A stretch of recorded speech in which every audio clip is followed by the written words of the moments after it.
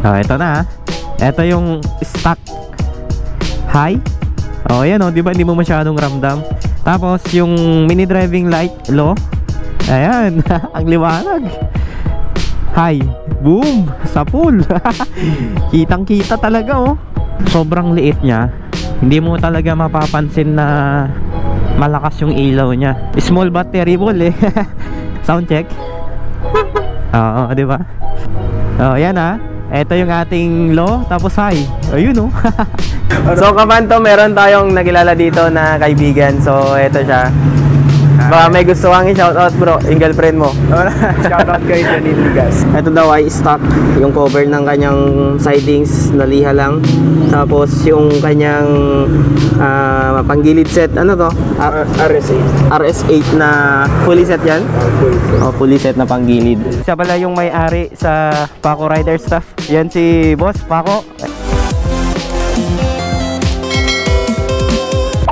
So guys, ito yung araw na hinihintay natin. Yung araw magpapa-install na tayo ng ating mini driving light sa ating Honda Click. At nandito tayo ngayon sa Paco Rider Stuff. Dala ko na yung ikakabit natin sa ating Honda Click. Meron tayong Lumina Pro version 3. Ito yung nakalagay sa ating Sniper 155 and KTM Duke.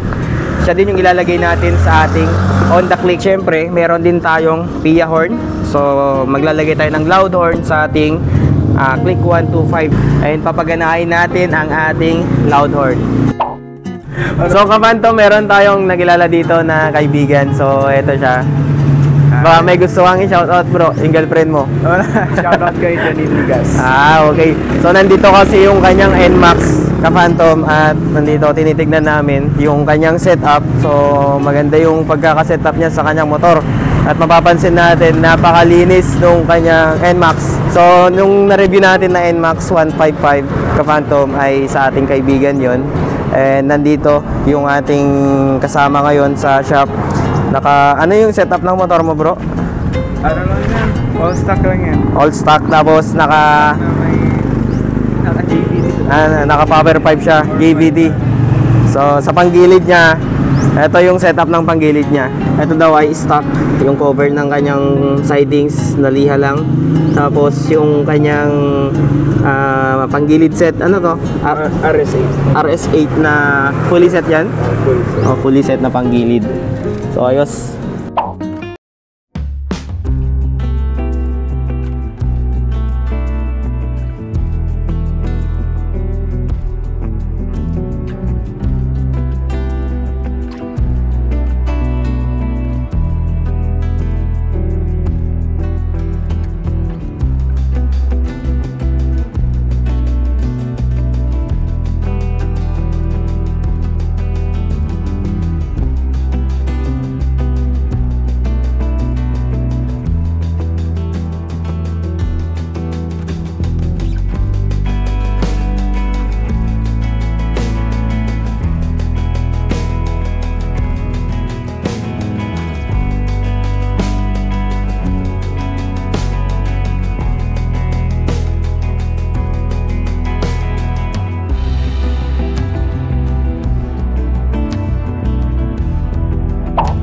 So what's up ka-Phantom? Ito tapos ng lalagyan ng mini driving light ang ating Honda Click. So kaya nitetest natin yung kanyang nailagay na ilaw and yung kanyang busina. First yung ilaw, ito yung mini driving light low. Ito yung high. Tapos ito yung kanyang dual contact. Ito yung loud horn. Tapos stock horn. Okay. Siya pala yung may-ari sa Paco Rider Stuff. Yan si Boss Paco. Ayan yung mga tauhan niya nandito. So pwede kayong pumunta dito sa shop niya para magpagawa ng wirings. Eto, may ginagawa silang click off. Nag-overhaul sila. So lahat dito all in kay Boss Paco. Siya yung hanapin nyo. So meron silang page sa Facebook, Paco Rider Stuff. So thank you idol, thank you. Thank you. Ngayong gabi, itetest na natin itong na-install na mini driving light sa ating Honda Click. And itetest ko yung low tsaka high nitong na-install sa atin para makita nyo din. Kung makikita nyo ka-Phantom, itong nakailaw sa atin, ito yung ating stock na headlight. Tapos ito naman yung kanyang high. Ayan. stock lang, stock headlight. Tapos ito yung kanyang stock high. Then gamitan natin siya ng mini driving light. Ito yung low. So ganyan siya kaliwanag. Grabe, kitang kita talaga.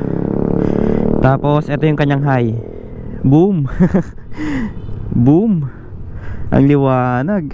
Ayan, oh. Makikita nyo yung high. Ito yung low, high. So ngayon naman, itetest naman natin siya kung saan may mga spotlight dito para makita nyo yung difference ng stock headlight with mini driving light. So let's go. So hinintay ko talaga yung pagkakataon na to, ka-Phantom, na magamit yung ating motor ngayong gabi. Yung naka-on sa atin yung ating stock headlight, gamitan natin siya ng mini driving light. Ayan, oh, liwanag. Kahit na may mga spotlight, talagang nakikita mo talaga yung performance itong Lumina Pro version 3. Dadaan din tayo sa mga eskinita para makita nyo yung liwanag nitong ilaw natin. Ito kasi yung napili nating ilaw since Sniper 155 KTM Duke. At ngayon nandito sa ating Click 125, ito yung Lumina Pro version 3. Hindi na ako nagtest ng ibang mini driving light. And bala ko sa ating KTM Duke, magpalagay ako ng bagong bracket natin para mas maganda yung position nya. Although maganda rin naman yung position ng ating mini driving light, yun nga lang parang nakukulangan ako sa tibay ng bracket natin kasi minsan medyo maalog siya. Pero nung time naman na ginamit natin siya, okay naman. Yun nga lang, ramdam mo yung medyo pagkakaalog niya. Pero hindi naman masyadong nakakairita yung pagkakaalog niya. Saktong-sakto lang naman, very minimal. Siguro ilalagay ko na lang yung kanyang bracket sa side ng kanyang engine para iwas na rin sa nanguhuli. Kasi dapat kapag ka nag-install ka, ka-Phantom, ng ganitong mini driving light, nandun sa mismong hindi siya nasasama sa headlight. Kasi yung sa atin nasasama kasi sa headlight. Eto nandito sa pinakababa ng ating headlight, kaya safe na safe ito, walang huli. So kung makikita nyo, ka-Phantom, yan yung low. Itetest natin dito sa daang papuntang airport para makita natin yung buga ng high nya. So eto, gamit natin ulit ang low ng mini driving light. Kitang kita talaga yung kasulok-sulukan kapag ginagamit mo yung mini driving light, oh. Ayan, oh. Tapos compare natin sa stock, ha. Ayan, ang stock wala ka nang makikita.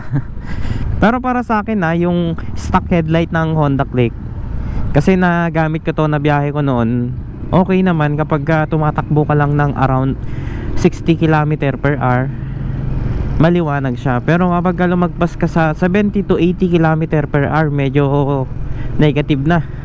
Kasi lalong lalo na yung mga bitak-bitak na kalsada, hindi mo makikita. Kaya ang ginagawa ko kapag nararamdaman kong ganun yung daan, nag-stay lang tayo sa 50 to 60. Hindi ko na binibilisan. Pero kapag gagamit natin yung mini driving light natin, kahit low lang, oh. Ayan, oh. So dito tayo sa papuntang airport para makita natin talaga yung performance nitong Lumina Pro version 3 natin. Magandang gamitin yung ganitong ilaw, ka-Phantom, kasi sobrang liit niya.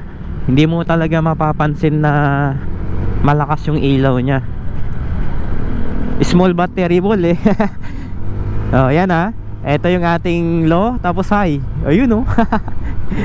Oh, yan, oh. Mag-low muna tayo, tapos mamaya banatan natin. Tapos isabay ko na rin yung kanyang high na stock headlight. Ito yung stock headlight. Ayan, oh, parang hindi ramdam, eh, yung high ng ating mini driving light. Ayun, ang lakas. Ayan, oh. Sulit. Mag-low muna tayo. Kahit na sasagad tayo dito ng 100 kph, ka-Phantom, talagang makikita natin ultimo lamok. May ilawan talaga sa daan. Test natin dito. Opya. So stock natin, ito yung, wait lang. Mayroon tayong kasalubong, baka magalit sila. Ito yung daan ka Phantom papuntang sementeryo. Kapag ka nag-right ka Phantom, pupunta ka ng Florida Terminal. Pero kapag ka nag-left ka, pupunta ka naman ng Victory Liner. So medyo mabagal yung patakbo ng kasalubong natin. Siguro magdaan-daan tayo para hindi siya mabigla kapag nag-high tayo. Madami tayong kasalubong. Siguro iikot tayo para medyo maganda yung pagtetest natin. Kasi kapag ganyan nakakasalubong natin tapos mag-high tayo, baka magagalit yung kasalubong natin. Kaya iikot tayo. 1 bar na yung gas natin, no? Hindi pa tayo nagpapagas. So ito yung sinasabi natin na daan ka Phantom, na kapag ka magra-right ka, pupunta ka ng Florida Terminal. Pagka magla-left ka naman, pupunta ka ng Victory Liner na terminal. Eto, ganun pa rin. May mga nakasabayan tayong wait lang, dito muna tayo. Etong nasa right natin ka Phantom, ito yung cemetery dito sa Tugigaraw. Ito na. Ito yung stock high. Ayan di ba hindi mo masyadong ramdam. Tapos yung mini driving light low. Ayan, ang liwanag. High, boom, sa pool. Kitang-kita talaga di ba? Ayan So mag-low ulit tayo, mag-low. Ayan, low. Tapos high. Ayan maganda to pang night ride sa gabi. Okay, mag-turn off muna tayo kasi may kasalubong.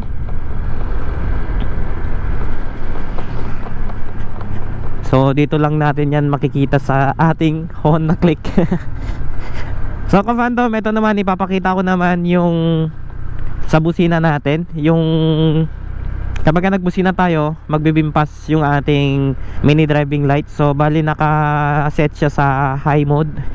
Kaya kapag nagbusina tayo dito, iilaw yung kanyang high. Ito di ba?